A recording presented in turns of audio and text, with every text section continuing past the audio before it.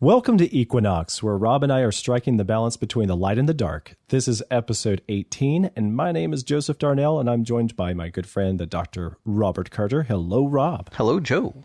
Last time we were talking about bees. I wanted to hear more of your thoughts about bees, but first, how's your week been? How you doing, bro? Oh, man, I'm doing good. Well, this week specifically, I got tasked with a really amazing project. I don't know how far it's going to go, but I was asked to do a genomic analysis on the COVID-19 virus thingy. Oh, wow. Interesting. Through work or from outside, an outsider source? Through work. But it's been... Basically, I tabled everything else I do, so, the boss might not be totally happy that, that I wasn't working on all those other projects he wants me to work on, but I spent almost the whole week downloading DNA, aligning it very carefully, looking at how many mutations have happened in all these different, like 3,500 different viral sequences. How many mutations, what types of mutations, what's the direction this thing's going in. It's just a really fun project. It's been a while since I've been able to do something like this. Like last thing I did was the influenza virus, doing the same exact analysis that I did on influenza 5 or 6 years ago. So what did the analysis for the influenza virus tell you then? Well, what we figured out after lots of experimenting was if you start with the earliest influenza strain, which is from 1918, that had been sequenced, all you had to do was count up the number of differences between that one and all later strains and graph it. And what you got was a perfectly straight line going up, and the mutations just accumulated until the thing went extinct in 2009. And so that mutation accumulation was linear, which means natural selection isn't able to remove most of the mutations. Okay. And when about 12 or 13% of the H1N1 genome had mutated, it literally went extinct. The H1N1 we have today is not the same thing as the one that was circulating since 1917. Interesting. Yeah, and so I'm doing that with the COVID-19. Now, it hasn't been 100 years. It's only been 6 months, so maybe 10 mutations have happened in most of the lineages. And so since I don't have like an endpoint, I can't look at the starting point and 100 years later, what I can do is look at all the mutations that have happened and say, okay, look at this. Most of these are C to T mutations, which is a shock.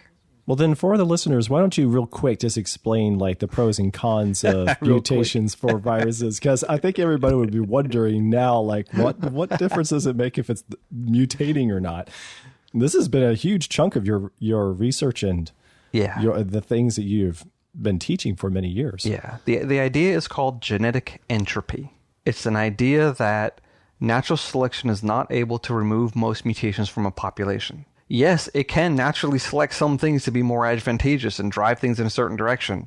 But in the meantime, lots of other mutations are building up. And because of that growing mutation load, all species are doomed to extinction, whether or not natural selection is in operation or not. We saw that happen in the influenza virus, the human H1N1. It went extinct in 2009 after lots of mutations happened. And we watched the genome randomize. That really is incredible. And it's not supposed to be true. Selection is supposed to drive things to better and stronger. Mutations are, everyone's always worried about the new mutation. A lot of reports on the coronavirus. It's mutated. There's new strains. There's 8 strains in the world. We're all going to die. Well, no, actually mutation is a good thing for a virus because it kills it off faster. The faster it mutates, the faster it dies. And in fact, one of the strategies they use to treat HIV is to give them things that cause mutations. Oh, interesting. The classic drugs for HIV cause the virus to go into mutational meltdown. And that's how they keep the viral population repressed in the individual. It's by mutating the virus. That's what we're thinking of. And I got people in pretty good positions of governmental institutions, I won't say which one, that I'm working with. And we think if we can get the analysis right, we might have a paper to publish. But it's going to be hard because so many other people have published papers on the subject. Interesting. Okay. To find something new that no one's thought of before is going to be hard, but I don't think people are thinking entropy. Everyone else is thinking it's going to get worse through mutation, and we're thinking the opposite. And didn't I think at one point in Equinox we were talking about this, and it seems like it's more like popular common knowledge, but also misunderstanding that mutations generally lead to improvements and evolution and becoming something bigger, better, and stronger and worse than it was before. But is that really the popular theory of the evolutionary theory anymore? Do people with the evolutionary model really believe now that mutations work against us for, say, a virus? Or do those that are really in the know, the scientists, really know that mutations just don't work that way? It depends, and it depends on the context of the conversation, depends on which researcher you're talking to, depends on which subject you're talking about, if you're talking about short-term or long-term. Because since everybody knows, they will say, that evolution is a fact, they would say, obviously, all the changes happen through mutations. Therefore, mutations in the long term have to be beneficial. They have to be. So even if you were using that approach, then I would guess then you could still use their own approach and say, well, the thing is, the virus is mutating now. And if you're to say that those mutations are going to help it out in the long run, those mutations aren't necessarily making it worse in the here and now, because that takes a long time. Your style of mutations that improve a virus and make it more powerful, wouldn't that logic kind of work? The way I like to conceptualize it is, imagine you're driving an automobile and you want to make this automobile last for as long as you can make it last. And if you like, you can soup it up over time. You put in a new carburetor, fancy tires, fuzzy dice on the rearview mirror, whatever you want to do. You want to make it nicer over time. It doesn't matter what you do, that car will still self-destruct. Because you can do a big change, swap out, put a new engine in, brand new tires, new brakes, whatever, big changes. But while you're doing all that, there's little teeny specks of rust that are accumulating, and there's nothing you can do about them. And eventually, your car will turn into a pile of rust. It doesn't matter how many times you change the oil. And that's what we're talking about. Genetic entropy leads to just things falling apart. Darwin never considered this. He just said, oh, change happens, selection happens, therefore everything will get better over time. But even if you're selecting for one thing, like white fur on a polar bear or strong claws on a lion, even if you're selecting for one thing, the rest of the genome is picking up lots of mutations that have to be dealt with and can't be dealt with by selection because they're not strong enough. They're little teeny dings of rust. If you're born without a leg, you're going to die. If you're born without a heart or a head, you're going to die. But if you're born with one letter change out of billions of letters, it means absolutely nothing as far as the health of the organism until tens or hundreds of thousands of those accumulate, and then there's nothing you can do to stay alive. That's the idea of genetic entropy, and that's what we're exploring in the COVID-19 virus. Very interesting. Well, I'm very interested to see where you go with that paper. I want to read it when you're done. All right. We'll have a special report right here on Equinox when it's done. Good. Like to hear it. So in today's main topic, we're going to pick up where we discussed beehives and beekeeping and the history of honeybees and the like, bees around the world from episode 17. We'll have a link to that episode if you're new to the show and you want to get caught up. I recommend you hear that one first. And we've discussed bees a little bit along the way throughout the series, but the reason being that Rob has been beekeeping in the past, and he's got himself a new beehive he has built, and he built me one as well. And now we're looking to get some more bees of our own. Or I mean, when I say more, I mean more for Rob and my first bees ever. So Rob, I wanted to pick up where we left off last time we were talking about honey.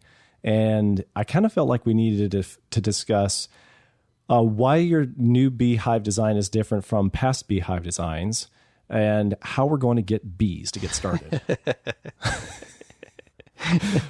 Which shall we cover first? How we're going to get bees, or the shape, size, and shape of the hive, and why? Let's do that first. Let's do the beehive design first. Good. Yeah, I like it. All right. So what I chose this time was called a Layens hive. Where does the name come from? I think it's a Russian guy.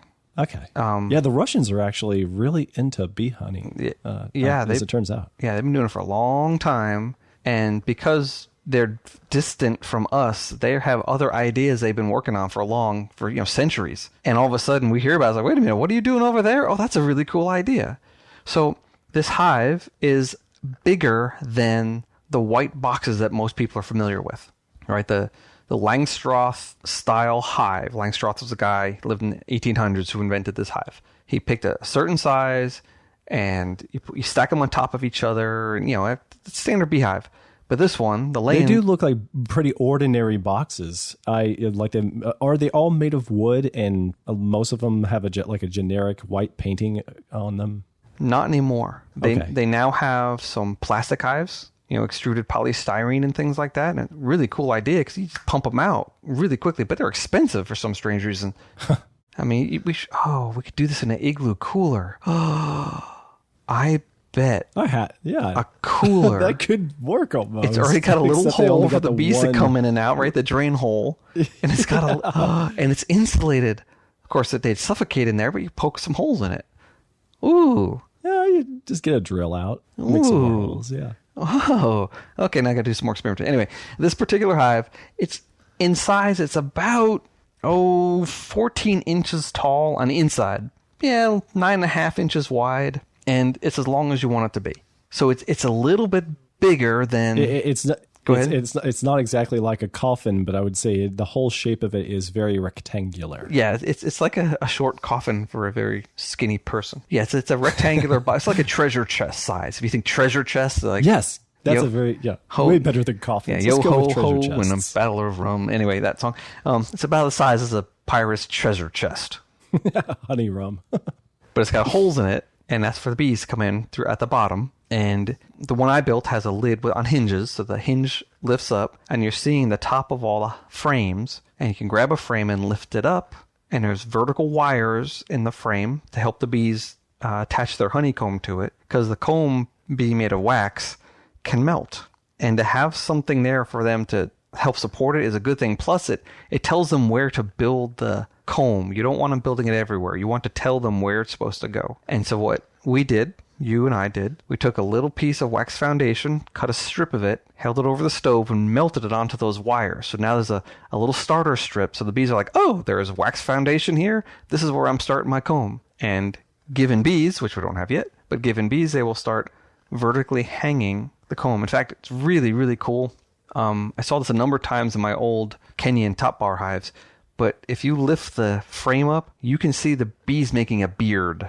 They chain. Making a beard? They chain together and make a parabola. A bee parabola. A parabola? So they're attached at each end. What is a parabola?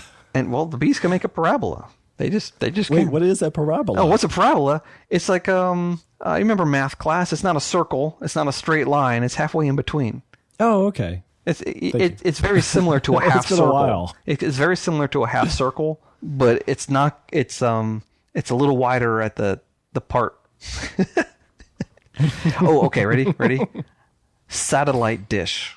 That's a parabola. Ah, okay. Yeah, so like a very flat sort of dish design.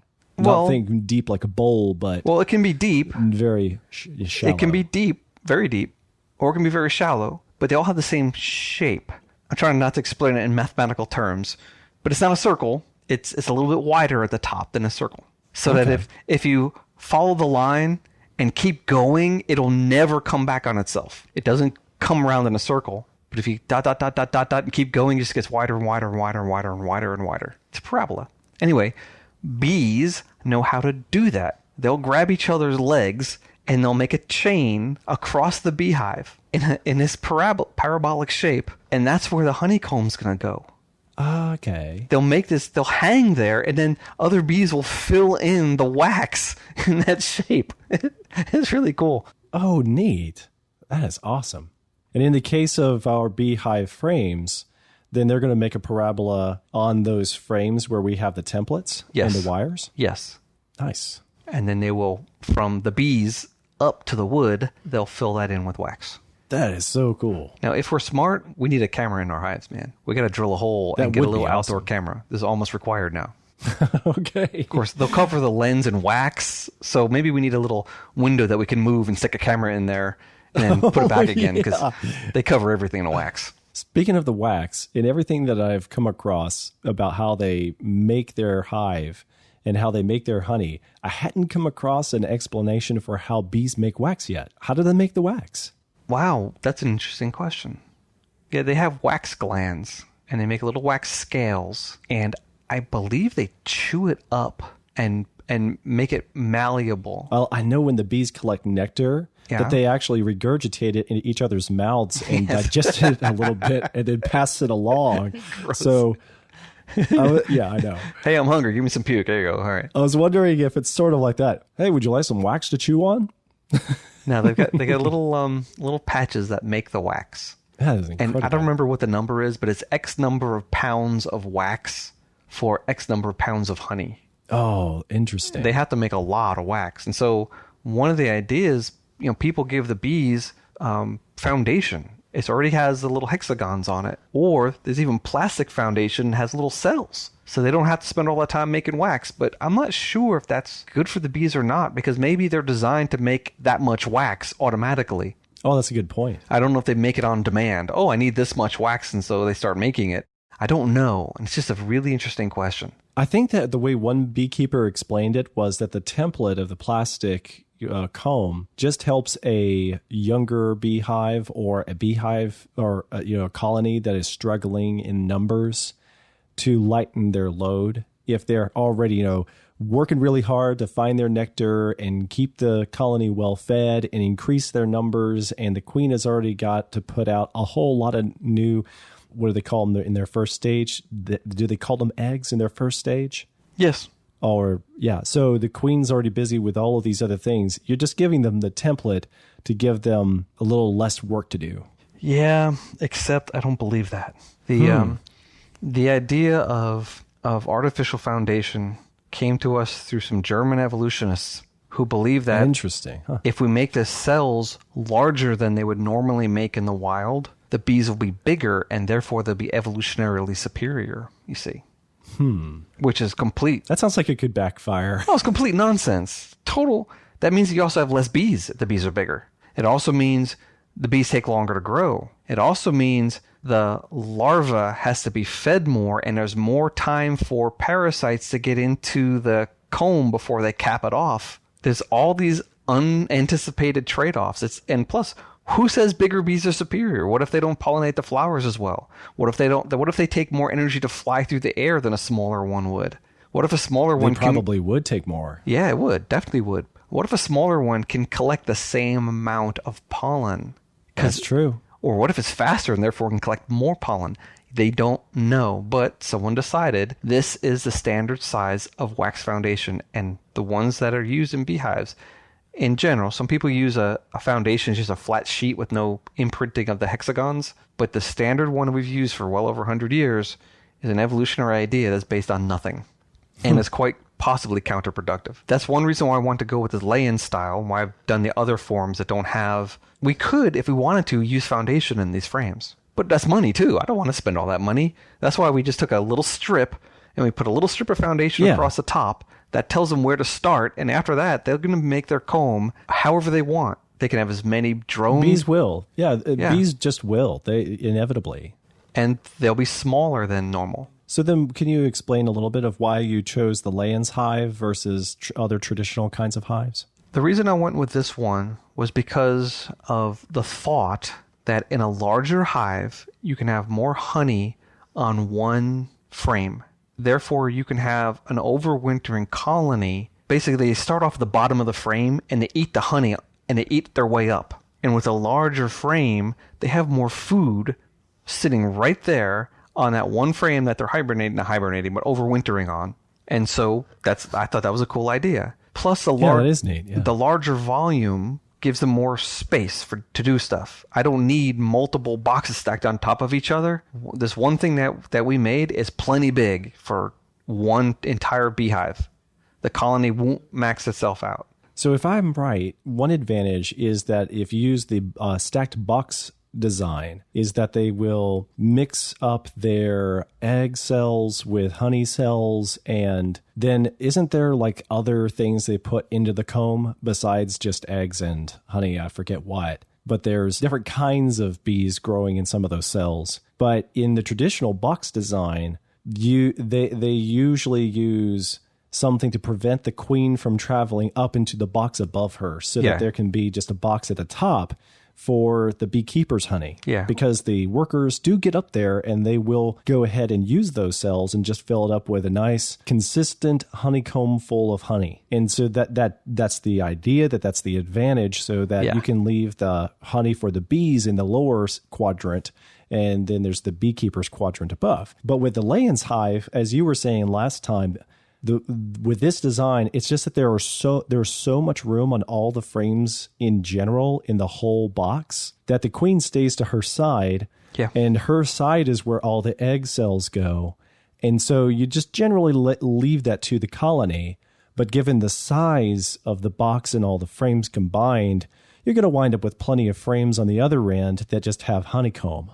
And you can still put a queen excluder in there. It's just a piece of plastic that you can cut. I mean, you cut it, do whatever you want. And so you can still put a queen excluder in there if you want to. But yeah. Another advantage I can see just as a beekeeper is that it's less fidgety and less cumbersome. You're not moving around boxes to remove lids to then get to the frames. All you got to do is open up one lid and then you have access to all the frames. And those boxes can be heavy. I mean, it is a back-breaking, laborious job to be a beekeeper.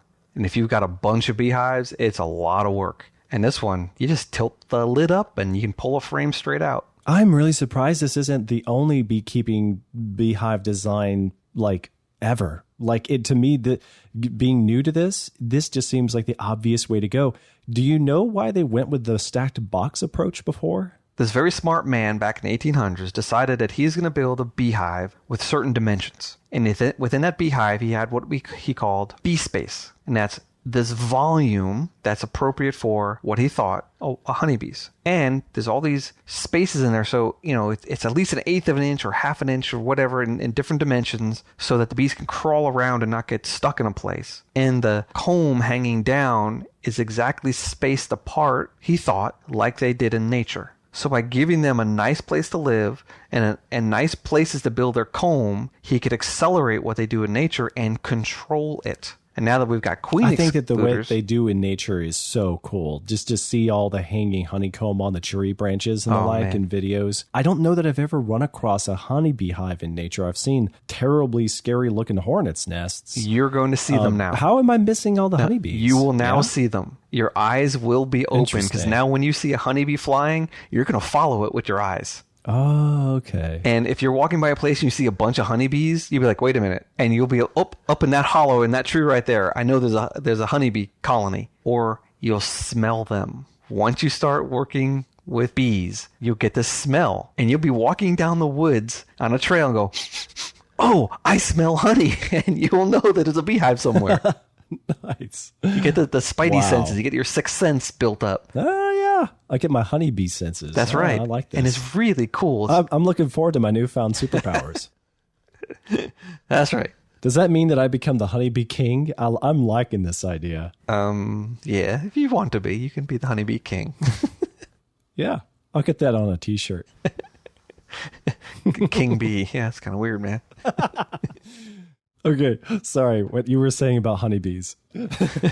So the whole idea is to give them a space that they like, that's appropriately sized, appropriately ventilated, insulated, protected from predators, bears and mice and hornets and things like that. And there's thousands of possible ways to do it. It's just we have the standard way to do it because it made it really convenient to industrialize. You take that white box off the top, you pull out the comb, you slice the front of the wax comb off, you put it in an extractor, you spin it around in a circle, all the honey falls to the bottom, you cap it, you're done. You might filter it, you might heat it, but that was the process. You can't do a process like that with the old-fashioned skeps. While you're talking about how you extract the honey, I hadn't thought to ask before, but do you put the honeycomb back into the hive somehow after that? Or are we destroying the honeycomb when we extract? No, you just cut the caps off, spin it, all the honey comes out, and you put it back in again. Now, you may not want to use the same honeycomb for 40 years, though some people have, because it turns black. Oh, that's why some of the videos showed some black cells. I wondered why. That's old comb. And ew. There might not be anything wrong with it, or the honeybees after a while might not like it as much. If you keep on forcing them to use it, maybe it's not the best. I don't know the answer to that, and there's lots of opinions, and opinions differ wildly. I can understand that. It's not easy to communicate with a honeybee to find out what they do and don't like. Yes, but when they all die, they just told you they don't like what you did for them. Yeah, but then it's too late. That's right. It's too late. And the worst thing about this whole thing is that the weather is more variable than anything you do for the bees. So what's the exact perfect size of a beehive? I don't think anybody knows, because you can't take 100 different beehives of different sizes and maybe 10 of this size and 10 of that size and 10 of this size and 10 of that size and put them in a random array in a field and see which one's best, because there's all these other things. Like maybe, anyway, it's really, really, really hard to figure out all these things. And so beekeepers just kind of wing it, and we get a feel for things and a sense for things and start developing our way of doing things. And sometimes it's not quite the same as someone else's. So it's a really neat community to be in. Beekeepers are great people. Oh, yeah. Everything that I've seen has been very positive. All the beekeepers I know are great people. And the hobby is fun. And it's because there's so little that we actually know, there's a lot of room for experimenting and learning. And I bet 50 years from now, we're not going to be keeping bees the same that we did 50 years ago. It's going to change a lot as we learn more.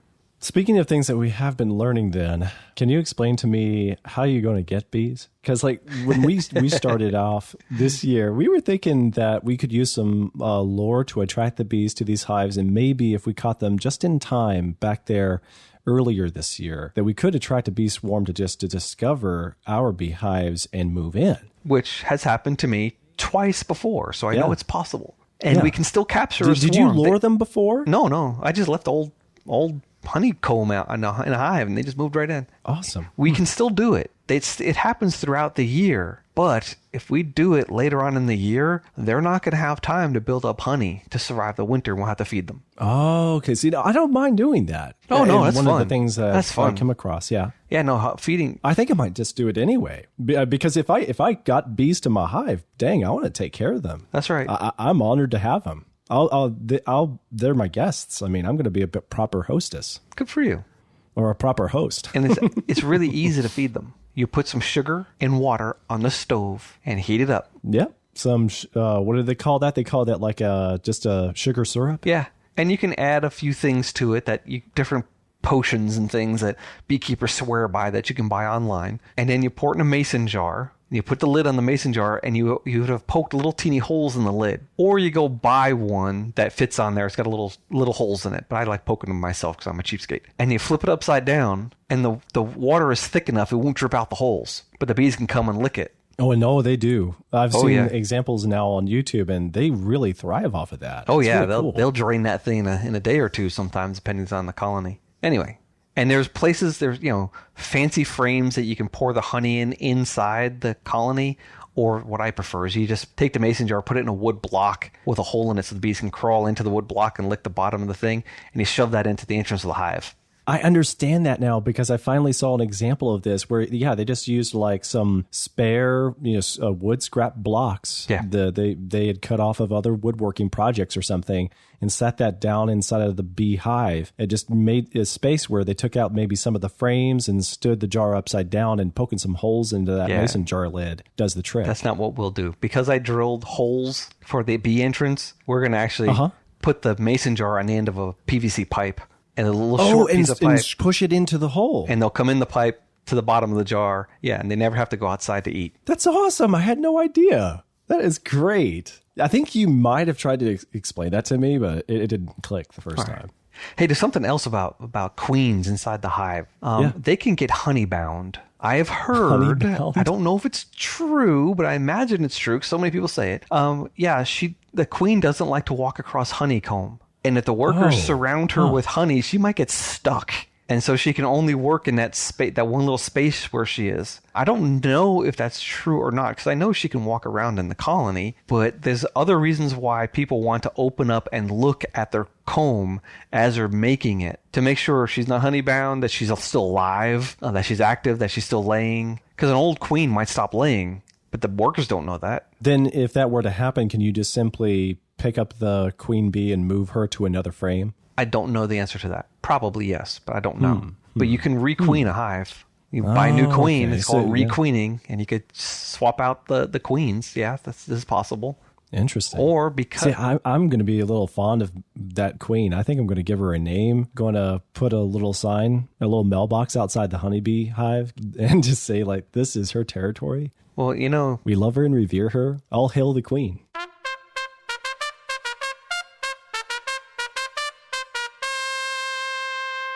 Sometimes when you buy a new queen or buy a swarm of bees with a queen in it, she's marked. They'll put a little dab of paint on the back of her head, so she's really easy to spot. That's neat. It's usually white. So then how are you going about it this time, you think? Now that we're later in the year, you going to buy some bees? What you coming out? I'm going to do both. I'm going to hedge my bets, but I don't want to miss out next season. So I'm going to order bees, but I'm going to do it early. Usually I wait too long. And the guy's like, oh, yeah, we'll have some more bees ready, in May or June. That's just too late. I want to get my bees first, and I want to get them in my hive as early as possible. So we're talking March-ish for Georgia. And so I'll contact the bee guy. In fact, I think I'm probably going to go up to the guy in Cartersville because I've done him before, and I think he's a great guy and the local bees. And so I'm going to make sure I get my order in early. I'll drive up there and pick it up because you can order bees, and they'll mail them. And you will get the most interesting phone call from the post office. Would you please come here and get these bees? That is amazing. I've gotten more than one of those phone calls because the bees come in a little not very stout cage with wire mesh sides. And so literally the post office guy is staring at thousands of bees, and he knows if he breaks this thing that he's going to have bees all over the post office. So, yeah. I can't believe they even mail it that way, that it's legal. It is shocking, yes, but old school stuff still hangs on in some cases, and this is one of those examples. But I'll probably go up to... So you said you're going to buy the box, but you're also going to try and catch a swarm? Yeah, because I have to. Hopefully by next year, I'll have more boxes ready to go. And I can either take this lay-ins hive and put it out in a field somewhere with some bait in it, or you can make one that's a little smaller and put it up in a tree, on a tree line near a field, in different places. And you put, 5 or 10 of these out, and maybe you catch 2 or 3 swarms. Maybe you catch 1 or 0, I don't know. But having multiple boxes out there is giving you a better probability you might actually capture some bees. And we don't really have to worry about the so-called Africanized bees up here. If I was in Texas, I'd be worried. Arizona. Oh, really? They're just more aggressive. And if you're not... I didn't realize the African bees were in the United States. Oh, yeah. Yeah, they've been here for a long time. Everyone was terrified about them in the 70s. It was the murder hornets of the 1970s was the African bees, the killer bees, they called it. I mean, movies, horror movies about it, newscasts. Are you serious? I knew about that movie. I saw parts of that movie. Oh. Actually kind of funny because it's just so over the top. All of it was over the top. It was just people were being afraid of silly things because I guess people like being afraid. But they're here and they're everywhere in the South, especially in the really hot places, and they're an aggressive bee. And you can actually keep them as bees. You can do it. It's just not fun being stung a lot. And I think they might they might not produce as much honey. I'm not sure. But in order to get around that, you order bees or you breed your own bees. As long as you know what the queen is, you're not going to get Africanized honeybees. So you're definitely going to get the box of bees for the hive you have now. Yes. You need to place your order soon. I need to do the same thing. Yes. Because I don't want to disappoint my family. Everybody has been looking at this hive that we have on our house now. It just feels like an empty bird's nest. If you ever get a bird's nest up on your porch or in a tree and everybody can check out the robin eggs or something, and then one day the birds just never come back, and you see the nest and you wait and see if some other bird is going to discover it and then use it again. And I don't want that to happen for another year. This is episode 18? Yes. So episode 70, 52 weeks from now, we'll have to give an update on the bees that we've had since March. Exactly. All right. So one year from now, we'll make a plan that we'll have our 1 year anniversary of the bee podcast. So then can you explain how people catch the bee swarm? You said you put the box up in the tree or you put your beehive out in the field. I saw an example, Rob, that was very impressive and well done. It seemed like a very professional procedure, but they took a very different approach where they just took a cardboard box, found the beehive in the wild, hanging off of a tree, and going up to the branch on the tree, standing on a ladder, they just basically shook and broke the hive off into the box and brush all the bees that fall into the box and wait a few minutes to make sure that the queen fell in, because if the queen is not in the box, then she'll still be on the tree somewhere. So then the bees return to her. So you got to find the queen, get her in the box, and then take that to their fabricated beehive back at home. And then they pour the cardboard box into it. It's amazing, but it seems so sloppy. And I can't believe that the bees don't revolt. You know what I think? I think the reason that this sounds so crazy is because growing up, I had rabbits. I had pet rabbits. Yeah. And those rabbits, they're kind of domestic, but they're really not. And they're not especially smart. So a couple of times they would escape and run away and find a burrow somewhere nearby and live there for a month before I could catch them and bring them back to their hutch. So for me, the thought of a whole bee colony basically cooperating as you've confiscated them, as you've taken them from their natural habitat and forced them into the box, doesn't sound like it could possibly work. You got multiple things happening here at the same time, and I'm smiling as you're describing this.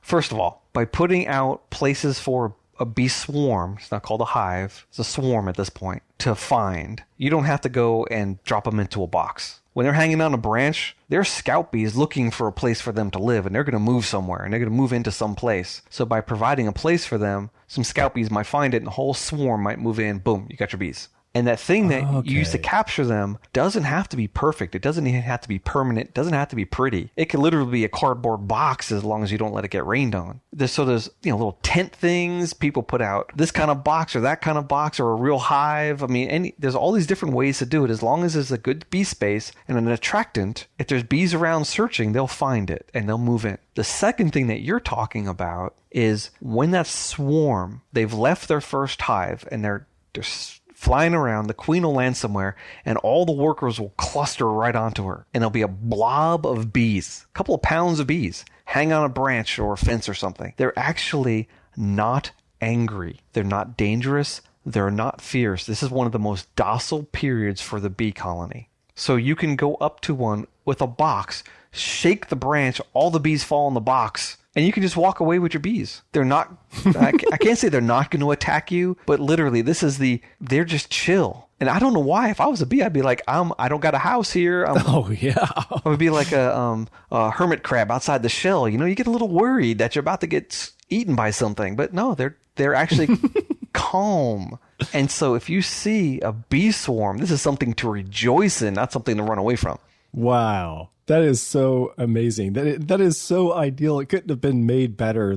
Just the fact that they are docile at the point. It's so perfect for the beekeeper situation. I can't believe it just happens to work out that way. Do you know why they're docile at that point? No, I have no clue. Interesting idea. Question. I've never thought about that. But it's like you said, there's so many things that the beekeepers just don't know yet, haven't figured out. It's so bizarre that we have so much of this figured out, and then there's just some things we never will.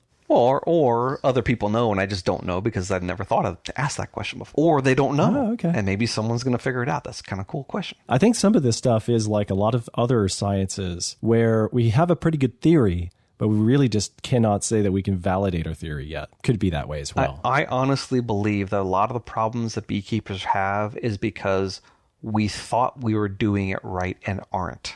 So that makes total sense. The mites that plague us, the hive beetles that plague us, these are massive problems in beekeeping. And maybe it's because, we're building beehives with square corners. And maybe those beetles can hide in the corner and the bees can't get to them. But if it was a round thing, the bees could sweep them out the hive. I just made that up. I don't know. But what if we should not be having square corners? Or what if the frame that we choose, that frame that we've been using so long, is just exactly right for that parasite to fit into that spot right there? And if we actually made it a little wider, a little narrower, we could get rid of them more easily. All sorts of cool questions like that can still be addressed. Yeah. Speaking of things that we haven't addressed then, how do you not get stung? I feel like a lot of our listeners were wondering about that at the very beginning. How did we not talk about this yet? Well, because, anecdotally again, I remember when I was maybe 11 years old, being in my parents' backyard, cutting the grass. Yep. And we knew that we had a yellow jacket problem. Yep. And for years, I would just go out back and observe the yellow jackets coming in and out of their nest in the ground. But this one day, I totally blanked. I wasn't thinking about where that yellow jacket nest was, and I'm cutting the grass and I mowed right over them and kept on going. Oh, yeah. And I wasn't 50 feet away when I felt this first sting on my ankle, and I jump up and let go of the mower and ran into the house. And by the time I got in there, I think I had 2 or 3 other yellow jackets. And you got then there was another time. Yeah, really.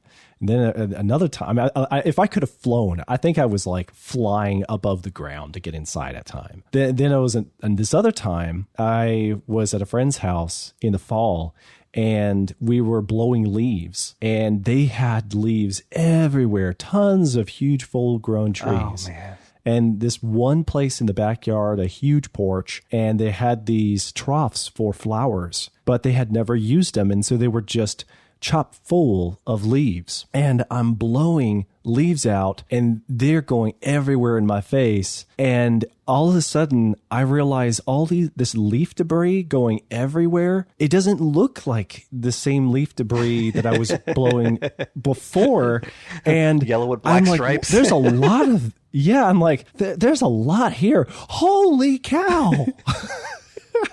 And I jumped back and I ran in the house and we closed the door and I tell my friends what's going on. And I easily had somewhere like 12 to 20 bees on me. And we get the swatter out and we're killing them left and right because then now I've brought them into the kitchen. Yeah, these are yellow jackets, right? I don't remember what they were. Yeah. Because back in those days, I didn't really care. Yeah, almost certainly these are yellow jackets, not honeybees. Yeah. But, all right, so how do you not get stung? Strategies. Yeah. One, you wear protective clothing. Now, they can still sting you through those leather gloves, because I know this. You can still get stung through your white jacket. I know this too. But it's hard for them to do it. Second, don't mess with bees when it's cold out. They're not happy. Don't mess with bees when it's wet. They don't like rain. Oh, huh. But my least favorite part of the day is their favorite part when it's hot.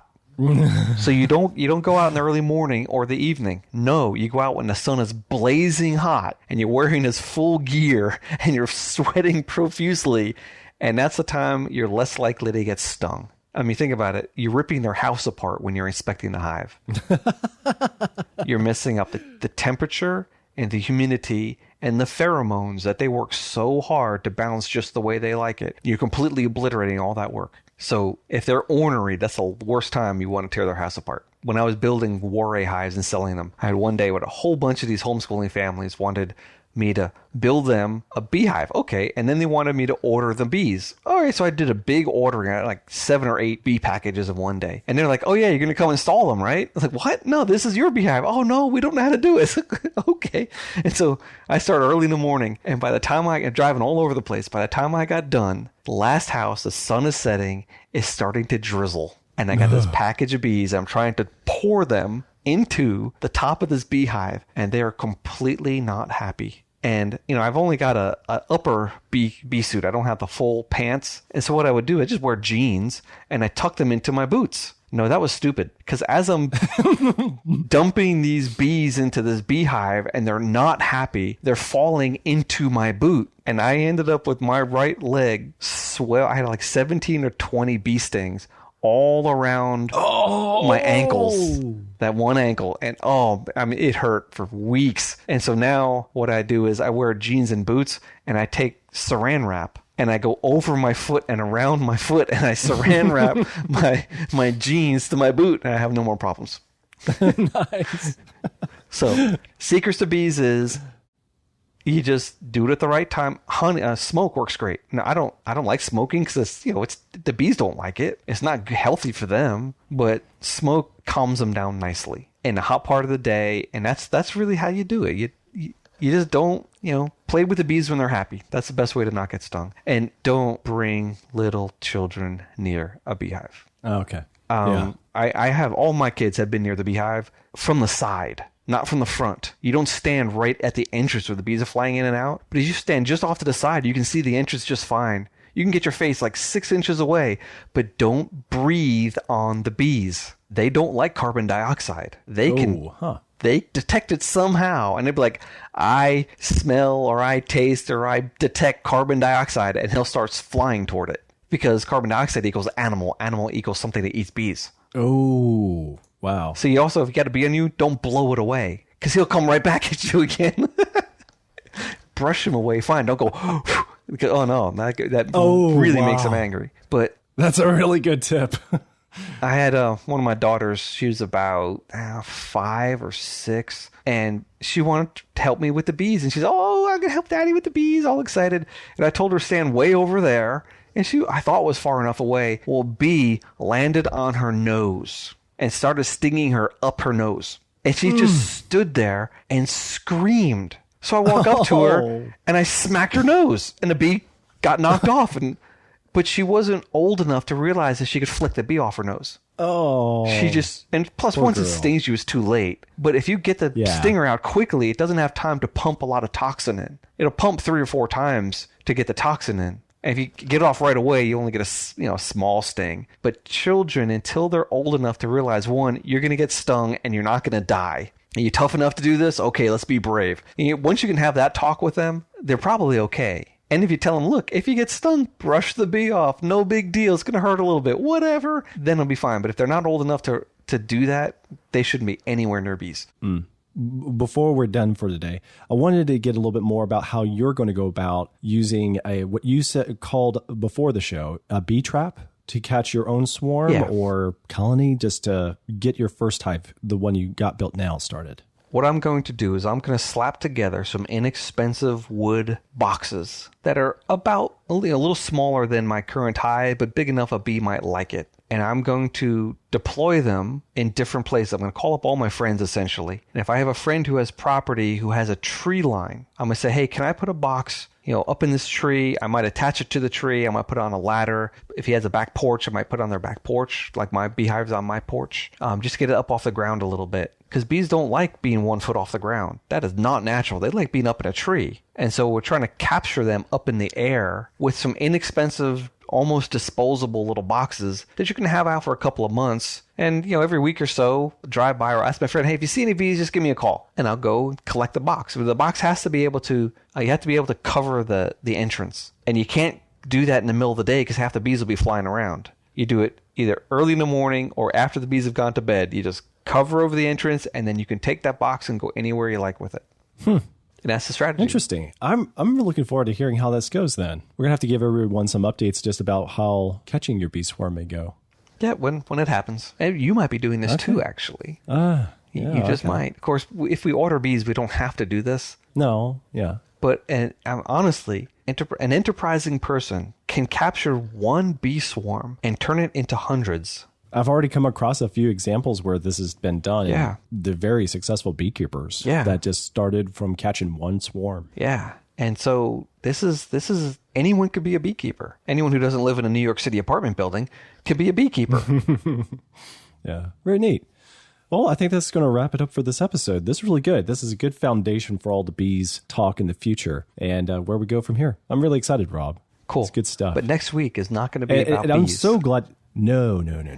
We have something completely different. Yes. Back to basic, cool, fun, science, nerdy stuff. All right. So thank you so much for joining us on this quest, this buzzing topic. If you want to dig deeper into this one, you can find all the links to stuff that we have discussed in the show notes on the website. Go over to nightowl.fm/equinox/18. Or if you're right there with this podcast playing on your phone, the show notes are also with this episode in your podcasting app. And you should also check out Rob's content at biblicalgenetics.com. He actually doesn't always talk about bees. His Facebook page or YouTube channel as well by the same name, Biblical Genetics, where you can see the videos and join discussions in the comments. And if you want to catch up with me, I'm always on Twitter. My name is @JCSDarnell. Until next time, goodbye, Rob. Goodbye, Joe. And you have been listening to Equinox.